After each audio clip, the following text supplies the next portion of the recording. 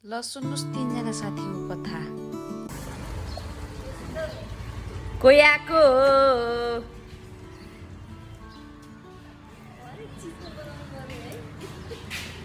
के हो मान्छे 7 वर्षमा हो ठ्याक्कै आइपुग्यो। हेलो हेलो छोरी जी करदा भाइ जी करदा के हो नि 7 वर्षमा भेट भएको अरे नि त हो है।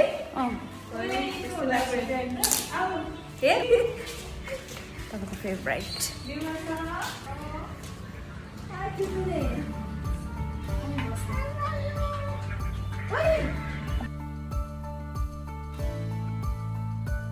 भेटघाटपछि खानपान भयो अनि छोरीसँग एकछिन खेल्यौँ।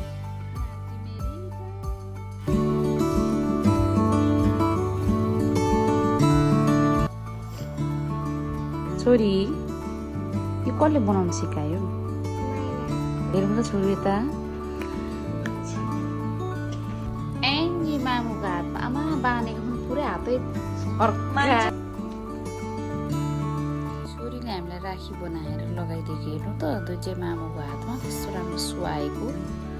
ओहो केटाकेटीहरूको क्रिएटिभनेस। अनि एकछिन हामी रेस्ट गऱ्यौँ। त्यस पछाडि मलाई बाई बाई गरेर दुवैजना साथीहरूले चाहिँ पुर्याउनको लागि बस पार्कतिर यात्रा गऱ्यौँ।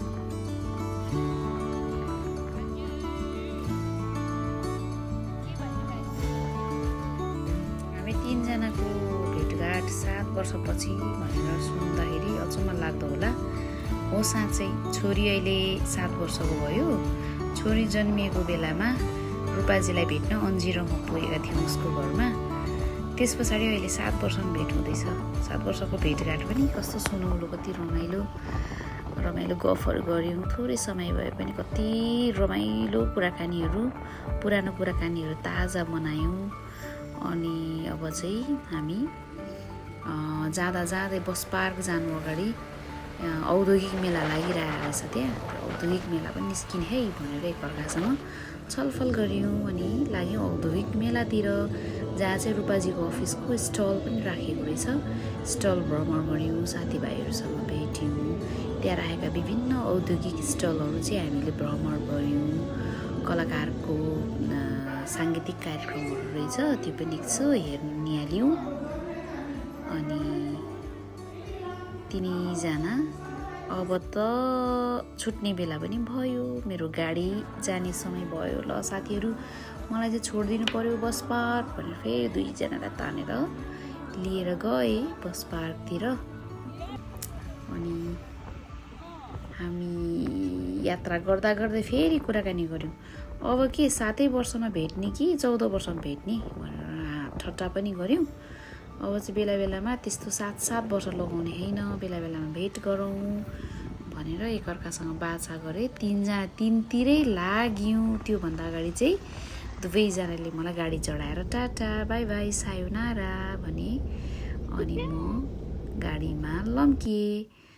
अबको मेरो यात्रा दमकतिरको भन्दै मेरो साथीहरूलाई thank you so very much. यो एकदमै फ्रुटफुल टाइमको लागि, फ्यामिली टाइमको लागि। फेरि भेट्ने बाचाका साथ तपाईँहरूको पर्सनल फोटोग्राफर। बाई।